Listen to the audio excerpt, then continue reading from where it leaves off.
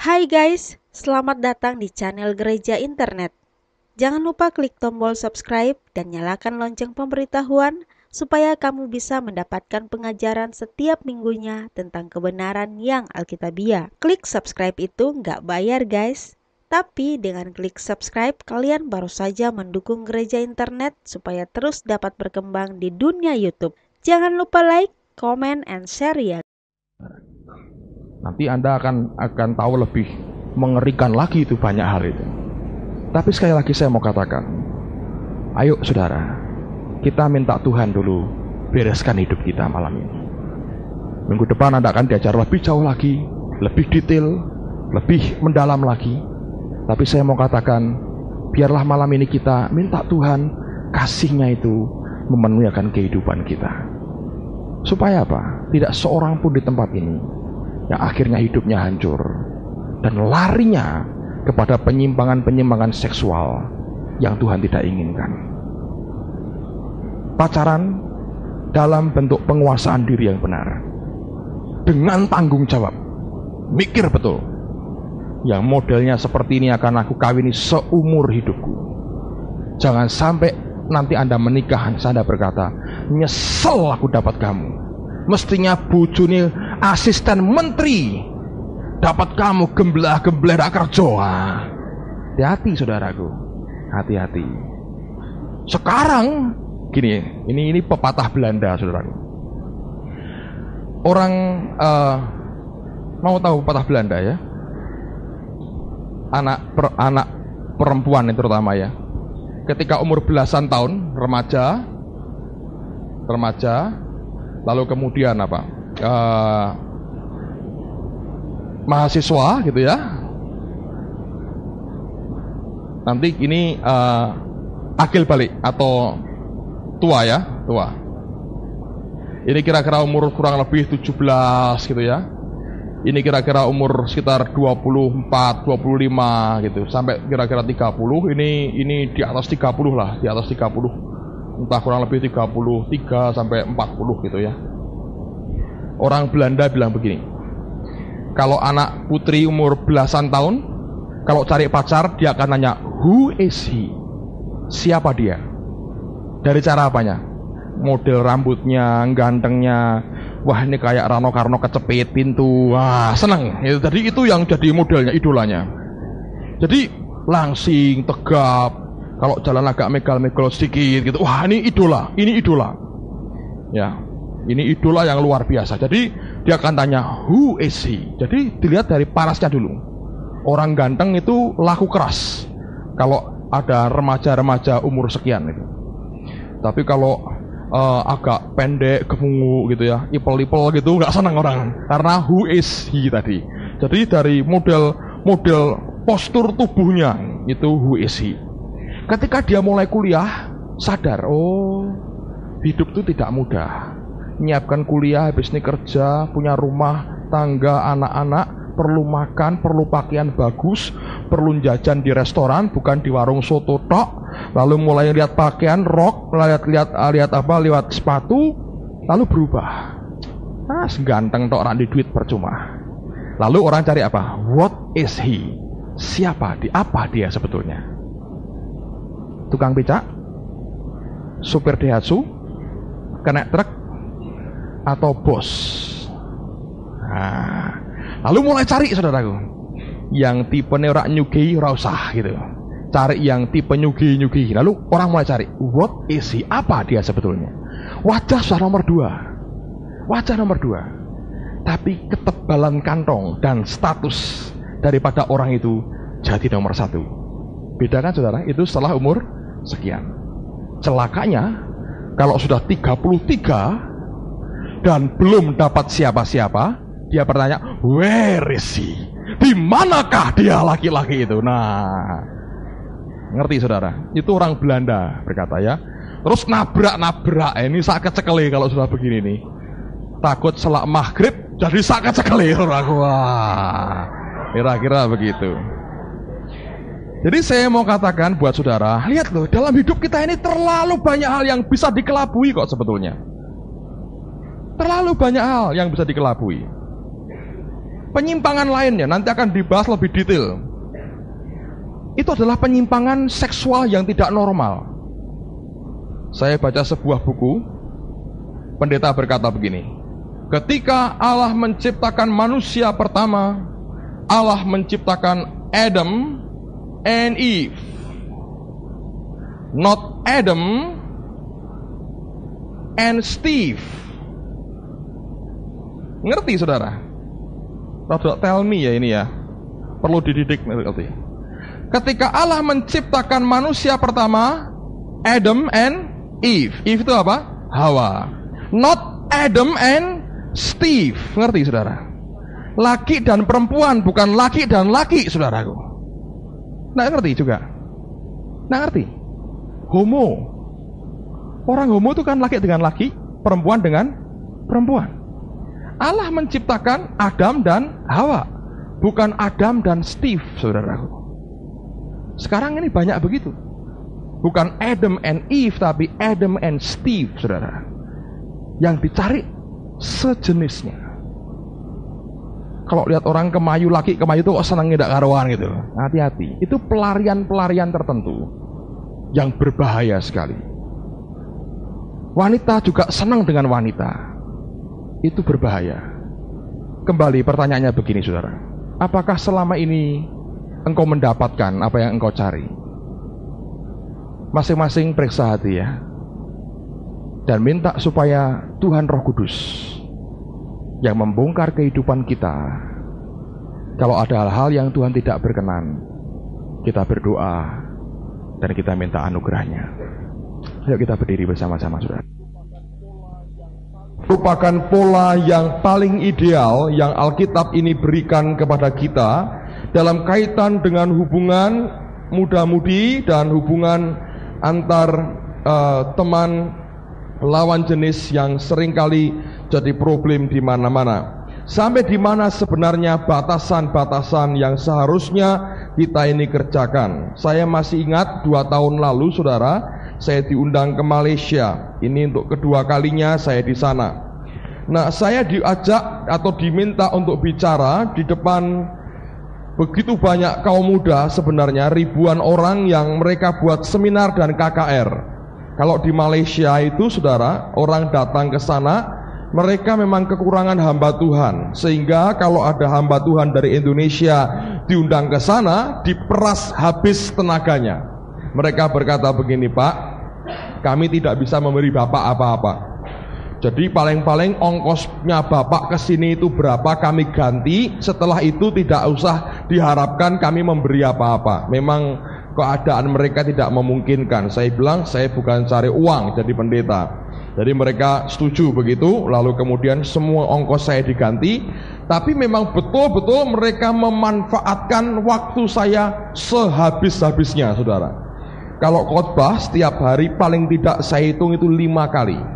Dan kalau khotbah 5 kali di depan 40 orang dengan di depan 4.000 orang itu sudah lain masalah, saudara. Kalau 4.000 saya gunakan seluruh kekuatan saya untuk bisa menguasai masa sekian banyak. Kalau 40 tidak usah terlalu banyak menggunakan energi dan kita bisa menguasai keadaan. Jadi saya khotbah. Pada hari yang terakhir, para pengurus inti daripada kelompok-kelompok kaum muda itu, kalau total datang jumlahnya bisa ribuan, yang 4.000, tapi ini hanya kelompok intinya saja. Mereka minta waktu untuk tanya jawab. Nah, sebenarnya topik yang dibicarakan itu ada seorang hamba Tuhan wanita dari mereka yang sedang ngomong soal ini juga, soal pacaran dan sebagainya. Lalu saya diminta untuk mendampingi dan sekaligus kalau ada pertanyaan yang mereka mau ajukan, saya diminta untuk memberikan jawaban, saudara. Wah, macam-macam itu, pertanyaannya luar biasa. Orang-orang Malaysia juga nekat-nekat, saudara ya. Jadi macam-macam pertanyaannya. Lalu ada satu pertanyaan yang sebetulnya tidak bisa dijawab dengan tuntas oleh pendeta yang satu ini sehingga dilimpahkan kepada saya. Pertanyaannya begini, dari seorang pemuda, dia bertanya begini, Pak, bolehkah kami berciuman pada waktu kami pacaran? Lalu saya bilang, silahkan ibu pendeta yang jawab. Saya bilang yang begini-begini, saya susah jawabnya. Lalu kemudian dia jawab. Terus terakhir dia komentar begini, Tapi saya kok tidak yakin ya dengan jawaban saya sendiri katanya. Semua orang bilang, lah terus gimana ini, bagaimana? Lalu kemudian dia bilang, coba Bapak yang jelaskan. Saya bilang, saya apalagi, ibu yang sudah lebih tua dari saya, lebih pengalaman, tidak yakin. Saya suruh jawab bagaimana. Lalu mereka berkata, nanti ayatnya di mana, kan begitu. Selalu ngejarnya ayatnya di mana. Kalau sudah sampai begitu saudaraku, narkotika juga nggak ada ayatnya saudaraku, ya kan? Narkotik ayatnya di mana? Anda mau ngisep ganja, mana ada ayatnya tidak boleh ngisep ganja.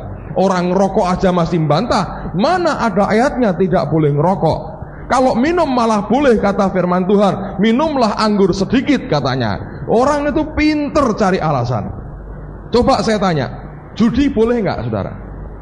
Siapa bilang judi boleh? Ada bandar SD SB di sini? Siapa yang bilang judi tidak boleh? Coba angkat tangan. Coba tinggi-tinggi, jangan. Saya sudah pernah cerita ya. Ini di Jakarta ada orang sedikit begini, saudara. Dia punya pendapat begini. Orang ada 3. Troublemaker, tukang buat masalah. Peacemaker, pendamai. Yang ketiga, bulon. Tanya. Nah ini jangan sampai kena yang ketiga. Sekarang saya mau tanya, siapa yang berkata judi tidak boleh? Coba angkat tangan. Yang lain berarti berkata judi boleh, kalau tidak angkat tangan. Ayo, saudara yang berkata judi tidak boleh, angkat tangan tinggi-tinggi. Nanti yang saya mau lihat yang tidak angkat tangan, saya mau tanya kenapa Anda bilang judi boleh. Lisa berkata judi boleh katanya. Mengapa judi boleh? Saya tanya.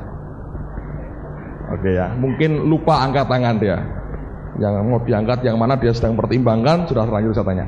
Sekarang saya mau tanya, dasarnya apa kalau saudara bilang judi tidak boleh? Ayatnya di mana? Jawab saudara.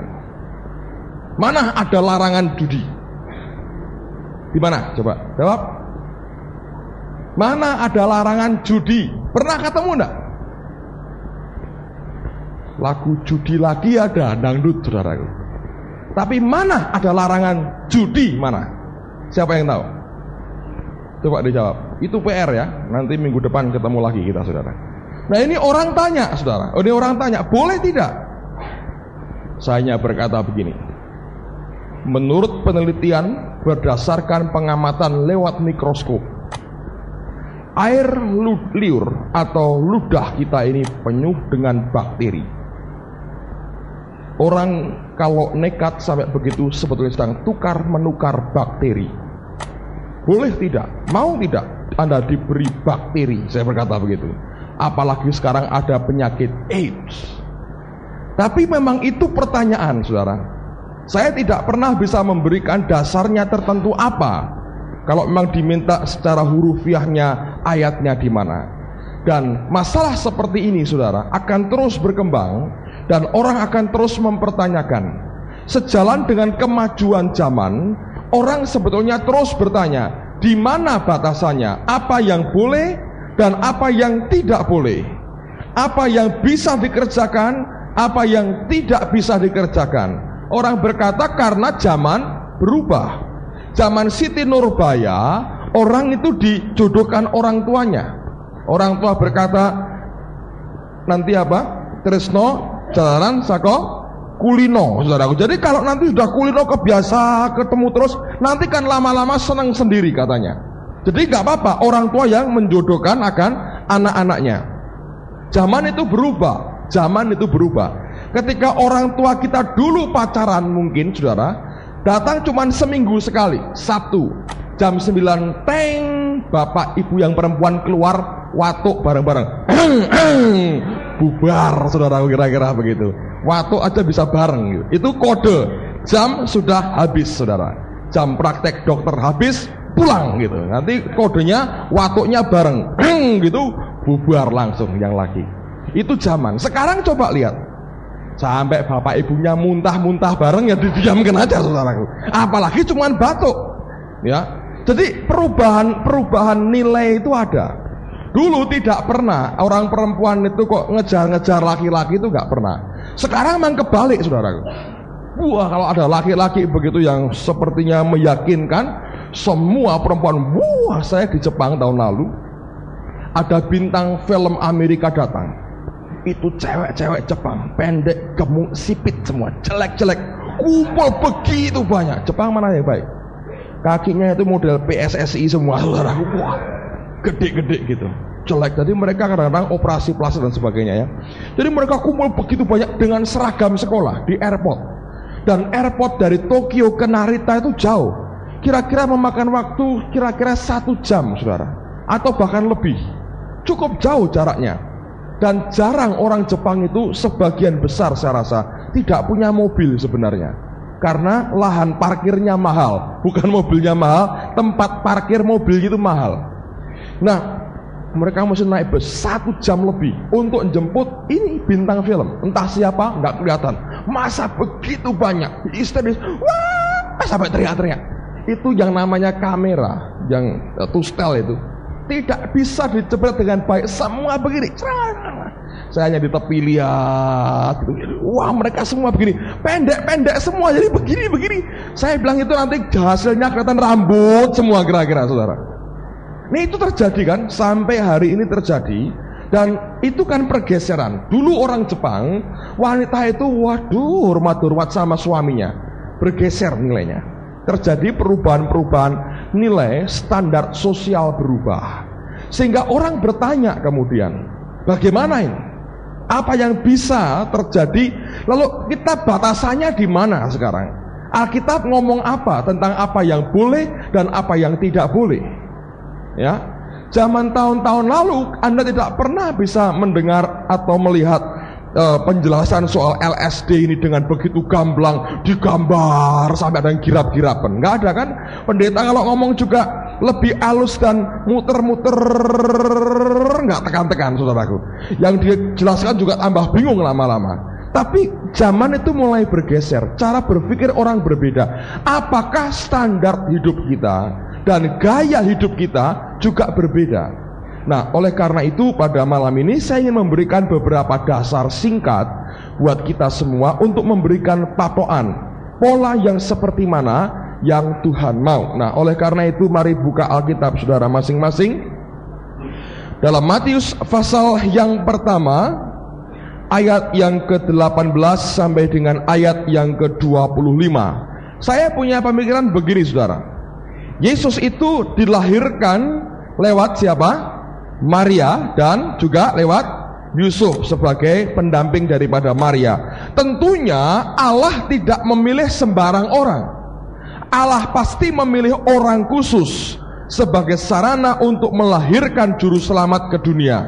Sehingga hubungan antara Yusuf dan Maria ini menjadi pola yang kita bisa pelajari bersama. Matius pasal yang pertama mulai ayat yang ke-18. Kelahiran Yesus Kristus adalah seperti berikut. Pada waktu Maria ibunya bertunangan dengan Yusuf, ternyata ia mengandung dari Roh Kudus sebelum mereka hidup sebagai suami istri. Karena Yusuf suaminya seorang yang tulus hati dan tidak mau mencemarkan nama istrinya di muka umum, ia bermaksud menceraikannya dengan diam-diam. Tetapi ketika ia mempertimbangkan maksud itu, malaikat Tuhan nampak kepadanya dalam mimpi dan berkata, Yusuf anak Daud, janganlah engkau takut mengambil Maria sebagai istrimu, sebab anak yang di dalam kandungannya adalah dari Roh Kudus. Ia akan melahirkan anak laki-laki, dan engkau akan menamakan dia Yesus, karena dialah yang akan menyelamatkan umatnya dari dosa mereka. Hal itu terjadi supaya genaplah yang difirmankan Tuhan oleh Nabi. Sesungguhnya anak darah itu akan mengandung dan melahirkan seorang anak laki-laki, dan mereka akan menamakan dia Immanuel, yang berarti Allah menyertai kita. Sesudah bangun dari tidurnya, Yusuf berbuat seperti yang diperintahkan malaikat Tuhan itu kepadanya. Ia mengambil Maria sebagai istrinya, tetapi tidak bersetubuh dengan dia sampai ia melahirkan anak laki-laki, anaknya laki-laki. Dan Yusuf menamakan dia siapa? Yesus. Nah, saudara sekalian, saya memberikan 3 dasar, patokan dasar Menurut saya ini merupakan patokan kekal yang Tuhan berikan kepada kita. Yang pertama, coba Anda perhatikan pada ayat yang ke-18, Alkitab berkata demikian. Kelahiran Yesus Kristus adalah seperti berikut. Pada waktu Maria ibunya tunangan dengan Yusuf, ternyata ia mengandung dari Roh Kudus. Lalu ayat yang ke-19, perhatikan, karena Yusuf siapa? Suaminya, seorang yang tulus hati, dan seterusnya. Nah, ini patokan yang pertama. Alkitab tidak mengatakan maka Maria berpacaran dengan Yusuf, dan dikatakan maka Yusuf pacarnya itu seorang yang tulus hati. Tidak, tapi digunakan dua kata, yaitu pertama kata tunangan, yang kedua kata suami. Nah, kalau Anda perhatikan dua kata ini, menurut saya dua kata ini punya bobot dan nilai lebih dibandingkan dengan kata pacar dan kata pacaran.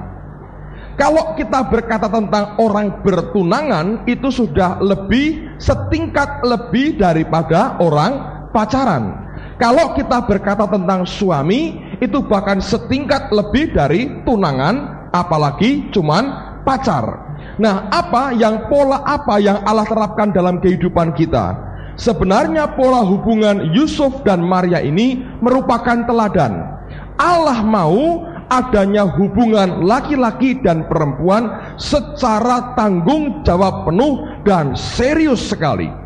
Bukan cuman main-main, bukan cuman penjajakan, bukan cuman ingin mengenal lebih dalam lagi, tetapi sesuatu yang dianggap serius. Dengar baik-baik. Yusuf dikatakan adalah suaminya Maria, padahal mereka belum menikah. Maria dikatakan dalam hubungan dengan Yusuf mereka bertunangan. Artinya sesuatu yang sudah cukup serius. Kurang selangkah lagi maka sah sebagai suami istri.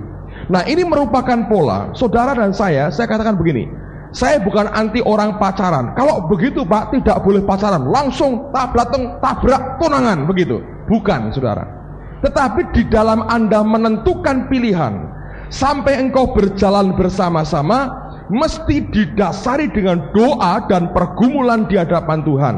Apakah benar ini orang yang Tuhan berikan dan jodohkan buat aku? Sebelum engkau punya keyakinan, saudara harus tetap menjaga jarak sedemikian rupa sehingga tidak ada ikatan batin yang terlalu kuat di antara keduanya. Karena ini penting. Kalau tidak, saudara, engkau akan mengalami banyak hal yang sebenarnya tidak perlu saudara alami. Nah, celakanya dunia kita ini punya konsepsi dan filosofi yang berbeda. Anda lihat di film, di televisi, di bioskop, Anda lihat drama, Anda nonton sinetron, Anda lihat semuanya, Anda baca novel-novel cengeng, saudara ketemu dengan model pacaran yang gonta-ganti, dan cuman sekedar menjajaki. Cocok nggak? Wah, nggak enak nih. Yang ini kalau makan, kalau nggak lombok 30 sepiring nggak bisa. Saya ini nggak doyan lombok, repot dah. Kawin dengan dia, alamat sakit perut, nggak jadi. Kalau hanya begitu, saudara, itu namanya model hubungan yang murahan sebetulnya. Allah mau serius, karena begini, saudara belum berkeluarga hari ini, Anda belum begitu ngerti pergumulan apa yang saudara akan hadapi setelah engkau berumah tangga. Ada terlalu banyak hal yang harus dihadapi bersama-sama. Sekali engkau menikah karena kita anak Tuhan, sekali dan selama-lamanya ketemu terus seperti itu. Nah, kalau dasarnya cuman wah ini cantik, bahaya besar. Sehari setelah kawin bisa kecelakaan, kebakar wajahnya, nyesel seumur hidup, saudaraku. Oleh karenanya dasar pertamanya adalah kita mesti menggumuli dalam doa. Apakah benar orang ini adalah yang Tuhan berikan kepada saya? Sebelum sampai kepada keyakinan seperti itu, jangan melangkah terlalu jauh dan jangan buat ikatan batin yang terlalu rapat, karena itu akan merugikan dirimu sendiri. Satu kali, kalau bukan dari Tuhan dan Allah mau kalian berpisah, Ini luka dalam batin kita akan makin berat untuk diobati kalau kita makin dekat satu dengan yang lain. Nah, oleh karena itu saya senang dengan cara Alkitab ini berbicara, yaitu Maria dikatakan bertunangan dengan Yusuf, dan Yusuf mendapat predikat suami daripada Maria. Saudara sekalian, saya ingin pola ini jelas buat kita. Saya ingin kita mengerti sungguh-sungguh bahwa Allah ingin suatu hubungan yang bertanggung jawab. Bukan cuma hubungan biasa, bukan cuma hubungan ya dengan ini nggak cocok pindah lagi, dengan ini nggak cocok, ini kalau nih orang ini makannya senangnya ini nggak do bawang mentah dikeremusi, dia baunya luar biasa, pindah lagi. Yang ini meditnya luar biasa, pindah lagi. Repot, saudara. Saya pernah punya teman, saudara. Teman ini kenal dengan seorang perempuan, kenal seminggu langsung foto bersama, dirangkul. Waduh, diperbesar, dipamerkan saya, Pak. Waduh, saya kaget sekali. Saya bilang, Bu, saya minta satu kopinya. Oh ya, saya afterkan, Pak. Diafterkan satu. Sempat saya taruh di meja kerja di kantor. Waduh, setiap orang datang kantor saya, siapa ini? Teman gua, katanya. Merangkul. Waduh, baru seminggu. Iya, Pak, ini zaman semua harus serba cepat. Sebelum Tuhan datang harus dipercepat semuanya. Terserah gitu. Lalu kemudian betul, setelah pacaran beberapa waktu kemudian, si laki-laki ini mulai mengeluh. Gimana ya, Pak ya, saya ini sudah mulai berjalan bersama dengan dia. Nah, kamu sudah berdoa enggak? Wah lah, saya ini umur sudah makin mengejar. Terus saya kalau mau berdoa itu takut. Takut kenapa? Takut kalau Tuhan berkata tidak. Lalu kamu sekarang mau mengeluh apa? Dia mengeluh begini. Saya ini ajak dia jalan-jalan. Ada toko yang jual pakaian pengantin. Dia maksa minta masuk ke sana. Hati saya sudah cinta, saya turuti, saudara. Dia berkata dia masuk ke sana, tanya-tanya soal rok pengantin. Sekarang kan sewa gampang. Dia tidak mau sewa, Pak. Minta mau buatkan khusus. Beberapa 2 juta atau 3 juta. Saya bilang, kenapa? Kan sekali pakai lalu kemudian kita nanti bisa kembalikan kalau sewa. Kalau kita beli 3 juta sekali pakai, masa ke pasar pakai pakaian nganten gitu, ke pesta pakai pakaian nganten, masa mau tiap hari karnaval gitu, masa mau begitu? Ya pokoknya saya mau begini. Dia tahan demi cinta. Kata orang, kalau cinta sudah melekat, tai kucing rasa coklat. Waduh, dia tahan gitu. Jangan, saudaraku ya. Tai kucing is tai kucing, coklat is coklat. Beda. Makanya kalau Anda tidak menggumulkan dengan doa, nah itu kalau cinta sudah melekat, tai kucing rasa coklat, saudara. Itu kata orang begitu. Saya yang ikuti kata orang. Yang diingat-ingat bukan tai kucingnya terus, saudara. Firman Tuhan yang diingat. Biasanya kalau sudah begitu yang dikeluar tai kucing semua yang keluar. Nanti Anda masuk rumah, orang tua bilang, pendeta apa itu khotbah tai kucing katanya. Direkam. Wah, direkam. Berhenti. Haleluya. Nah, teruskan.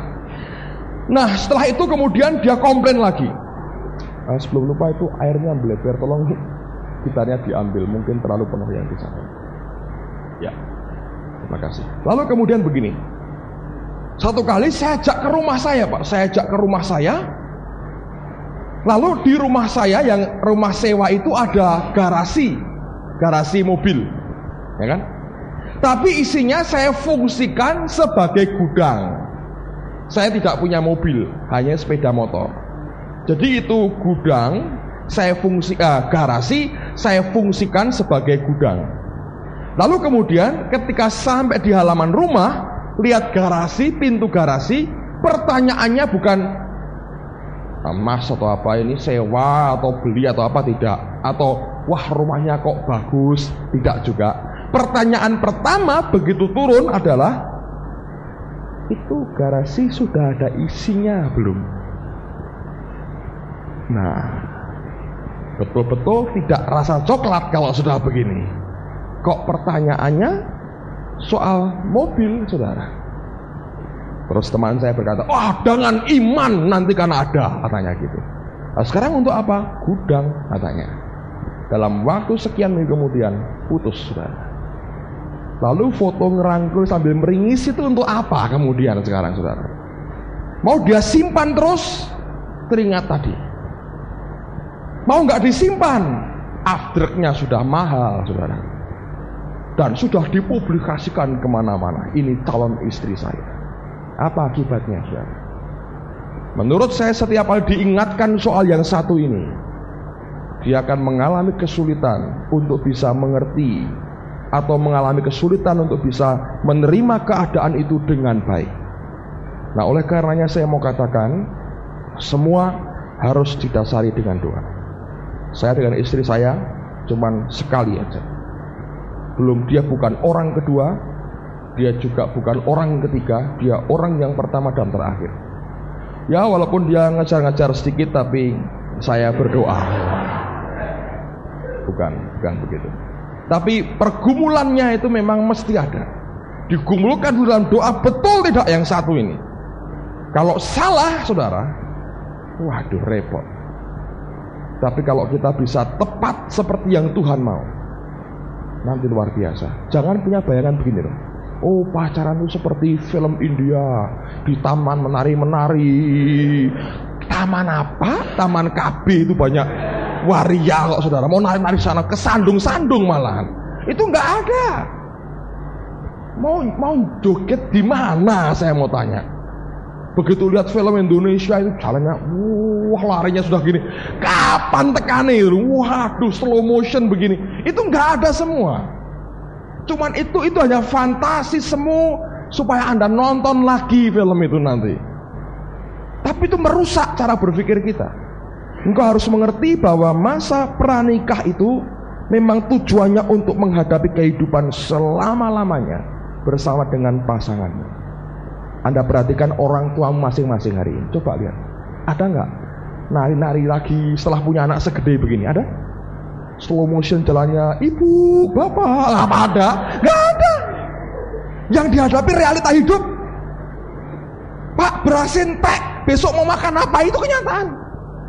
Anak nangis, besok bayar sekolah nggak punya uang.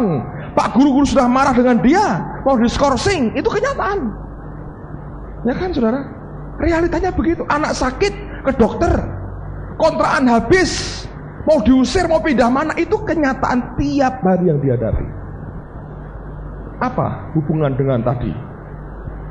Jogetan dan lari-lari gitu, seperti itu. Nggak ada. Mana yang kau lihat, mana? Dilihat. Apa yang dialami orang tua kita, baik yang berhasil, yang gagal, yang kita bisa banggakan, yang mungkin membuat kita malu, itu realita seperti itu, saudara.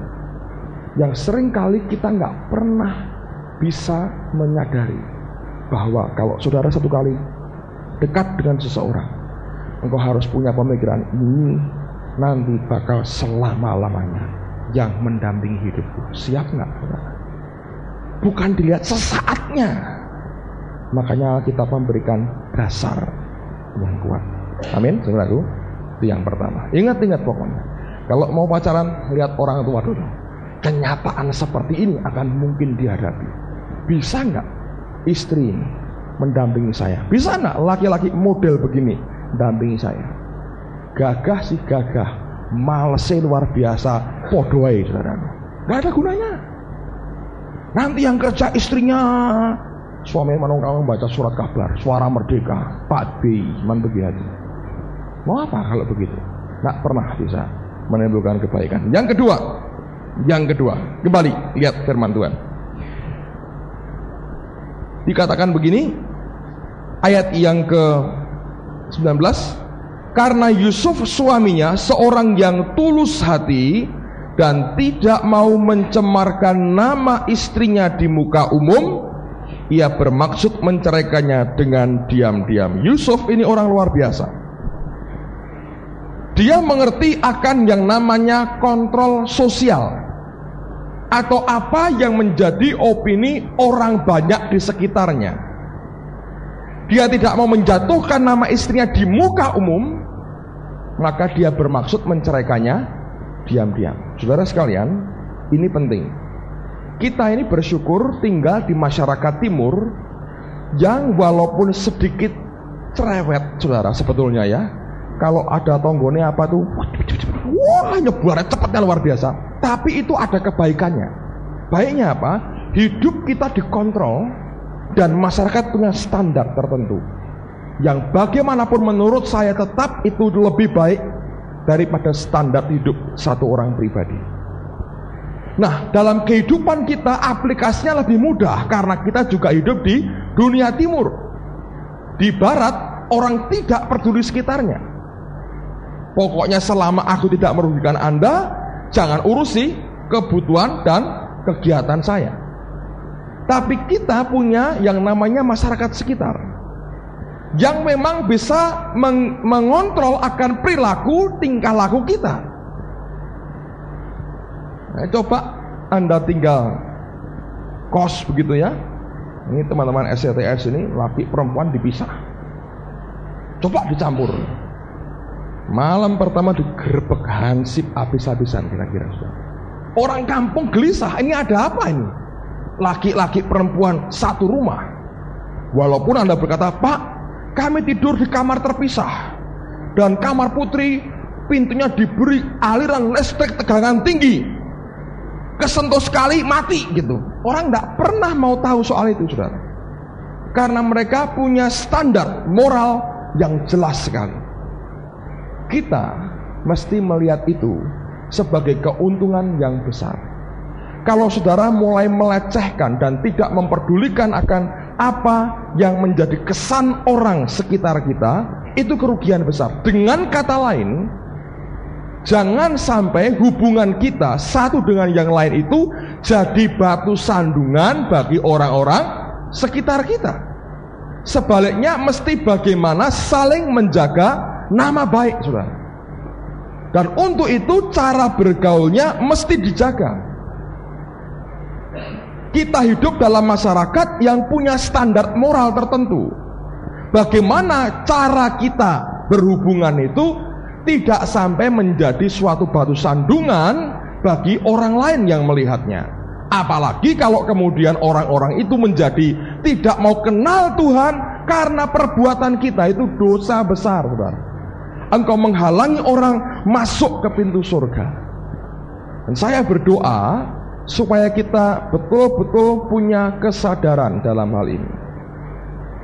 Saudara, sudah diceritakan akan semua bahayanya penyimpangan-penyimpangan seksual, penyakit kelamin macam-macam. Saya nggak ngerti juga tuh, macam-macam, tambah hari tambah aneh dimunculkan semua, sampai tuh girap-girapan ada yang begitu. Saya katakan itu juga kontrol sebetulnya. Kenapa saya minta teman-teman sampaikan itu? Supaya Anda ngerti bahayanya. Nah, oleh karena itu saya katakan sebetulnya bukan hanya itu, tapi bagaimana hidup kita ini jadi kesaksian bagi yang lain. Jangan berkata, wah itu kan orang dunia nggak ngerti apa-apa. Saya anak Tuhan, ngerti semua nih, malah rak karu-karuan. Nah, saya ingin supaya ini jelas dalam kehidupan kita. Kalau tidak, waduh, saya bilang repot sekali. Lalu bagaimana dengan orang tua? Kesannya bagaimana? Berikan suatu kesan yang baik. Bukan hanya pada waktu kenal pertama dan datang rumahnya di kali yang pertama. Selama masa pergumulan itu, sampai kita berjalan bersama-sama, sampai menikah, berkeluarga, jaga sungguh-sungguh supaya ini merupakan sesuatu yang kita harus perhatikan. Bukan hanya menyangkut soal nama baik kita, tapi bagaimana orang-orang sekitar kita diberkati. Amin, saudaraku. Yang terakhir, yang ketiga, tetapi ada kata ia mengambil Maria sebagai istrinya, tetapi tidak bersetubuh dengan dia sampai ia melahirkan anaknya laki-laki, dan Yusuf menamakan dia siapa? Yesus. Saudara sekalian, yang ketiga ini penting, jaga kekudusan. Tidak ada cara lain kecuali satu hal ini ditegakkan secara kuat di dalam kehidupan kita. Saya ingin tiga hal ini, saudara sekalian, itu betul-betul Anda dan saya mengerti dan pahami. Dengan kita menjaga tiga hal ini, Saya percaya nanti cara hidup kita akan beda. Ya, cara hidup kita pasti beda. Dan kita akan jadi berkat dan kesaksian bagi orang lain. Saya ingin supaya semua yang kita kerjakan itu betul-betul dipikirkan untuk kepentingan kerajaan surga. Kita bukan hidup hanya untuk diri kita sendiri, tapi sepenuhnya untuk kepentingan kerajaan surga. Saya mau cerita buat saudara ya. Waktu kami mempersiapkan pernikahan, sebetulnya keadaan keuangan kami tidak memungkinkan lagi. Orang tua saya sedang bangkrut pada waktu itu, hancur ekonominya, dan orang tua istri saya dalam keadaan yang belum siap untuk menikahkan. Kenapa kami menikah? Karena pada waktu saya mau selesai sarjana saya di Undip, saya berdoa begini ya dengan Tuhan. Tuhan, katanya Tuhan mau panggil saya sebagai hamba Tuhan. Tapi sampai dengan hari ini belum ada tanda yang jelas bahwa Tuhan mau pakai hidup saya. Lalu setelah saya nanti selesai, ngapain? Apa yang harus saya kerjakan? Tawaran dari Undip untuk ngajar dan sekolah di negeri Belanda sudah saya tolak, karena saya tahu Tuhan panggil saya. Jadi saya sedikit mengeluh ya, komplain dengan Tuhan. Lalu kemudian di sepeda motor saya itu saya masih ingat Tuhan bicara jelas sekali.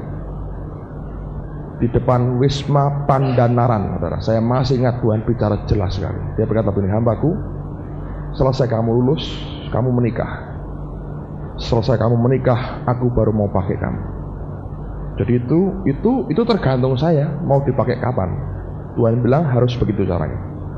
Terus saya ngomong dengan dia, kami sudah sepakat, oke kalau begitu, selesai wisuda, nikah.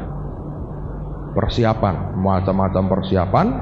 Terus kemudian saya ujian, semuanya lancar, dan Maret 87 atau Februari akhir ya saya di wisuda.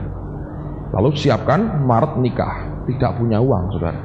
Betul tidak punya. Rumah yang sekarang ini itu berkat Tuhan. Ceritanya panjang, minggu depan saya ceritakan tentang pergumulan-pergumulan keluarga ya. Tapi saya mau katakan itu waduh luar biasa. Gak punya uang. Karena gak punya uang, terus kami berdoa. Dan dasarnya memang kami tidak pengen pesta. Saya melihat begini, setiap saya melihat orang pesta, mesti ada cacatnya, ada kelemahannya. Dan nanti itu diomongkan orang. Sudah ngasih makan orang banyak, sumbangan ya gelas, termos, paling-paling begitu kan saudara, album, paling-paling begitu. Sudah rugi duit banyak, dapat gelas, apa dipikir kita ini juragan gelas sama album gitu kira-kira ya. Paling-paling begitu. Lalu kemudian kalau makanannya nggak enak diomong orang. Waduh, saya bilang enggak lah. Saya berkata, mumpung kita nggak punya uang, tidak memaksakan diri apa-apa, udah minta berkat Tuhan di gereja aja. Terus saya hubungi Pak Damaris dari Bandung, mau datang dia. Dan kami pemberkatan di gereja. Dari yang kami kerjakan, Tuhan kerja luar biasa. Itu pertama kali wedding song itu dihilangkan dan kami ganti dengan lagu Majesty. Anak-anak band pertama kali nyanyi, dan menurut mereka selama mereka nyanyikan Majesty itu pertama dan yang terbaik, yang paling kuat urapannya selama mereka nyanyikan lagu Majesty itu. Saya nggak bisa beri mereka apa-apa. Saya ngomong terus terang, aku nggak punya duit. Saya bilang, aku nggak bisa nyumbang kamu apa-apa. Jadi kamu nyumbang saya dengan silahkan sewa kostum masing-masing, nyanyi gratis. Saya berkata begitu. Saya nggak bisa beri kamu apa-apa, cuma roti sakdus. Saya berkata gitu. Saya nggak punya uang. Saya terang-terangan orangnya. Lalu kemudian mereka oke. Lalu beberapa teman di mimbar mereka nyanyi lagu Majesty. Dan waktu kebaktian terjadi, kami nyembah Tuhan. Mulai saudara, anggota keluarga kami dijamah Tuhan. Dan mereka kaget sekali. Tadinya mereka menghina, wah kawin nggak pesta, apa bisa baik, apa bisa mengesankan, di gereja membosankan katanya. Waktu kebaktian berlangsung, Tuhan hadir luar biasa. Dan akhirnya membuka hati begitu banyak orang dan berkata, oh Tuhan itu bisa luar biasa. Orang Kristen bisa luar biasa kalau menikah. Dan itu membuat kami bahagia sekali. Tuhan terima kasih. Tidak usah memberi makan terlalu banyak orang, cukup saya beri roti dan mereka diberkati Tuhan, dan saya pulang dengan sejahtera, tidak nanggung utang apa-apa. Dan setiap kali ada teman nikah, saya berkata, apa kamu tidak pikirkan untuk tidak usah pesta? Tapi saya belum pernah berhasil, hanya beberapa teman. Sebagian tidak, tetap pesta. Dan saya perhatikan sampai hari ini, lubang-lubang cacatnya itu mesti ada. Dan itu membuat luka yang dalam sekali. Saya bersyukur, saudara, dengan pernikahan itu diberkati luar biasa. Dan Tuhan itu indah. Ketika saya diberkati, gembala sidang yang di gereja Isa Al-Masih Pringgading masih Pak Budi Santoso. 2 hari lalu saya seminar di gereja Isa Al-Masih Pegangsaan Jakarta. Pak Budi dipindah ke Jakarta. Saya diundang dia bicara dalam seminar untuk guru sekolah minggu dan untuk orang tua. Waktu saya mau khotbah, saya ngomong dengan panitia, saya perlu whiteboard. Yang ngangkat whiteboardnya Pak Budi, saudara. Diangkatkan buat saya. Cukup enggak begini, dia layani saya luar biasa. Saya bilang, Tuhan, aneh ya Tuhan ini. Sekian tahun lalu dia pendeta, saya jemaat. Hari ini dia siapkan semuanya dan saya diundang untuk bicara. Tuhan itu aneh, saudara. Kalau kita nurut dengan apa yang dia mau, banyak hal yang luar biasa. Dan saya merasa itu sukacita yang luar biasa yang Tuhan beri. Ketemu dengan dia sudah lain sekarang. Dan dia panggil saya Pak sekarang. Dari kecil itu guru sekolah minggu saya sebetulnya Pak Budi ini. Lalu dia panggil saya, bahasakan saya Pak. Mau tidak mau, saudara. Terpaksa apa boleh buat. Lalu saya melihat Tuhan itu luar biasa. Dia mau angkat orang dengan cara yang gampang sekali.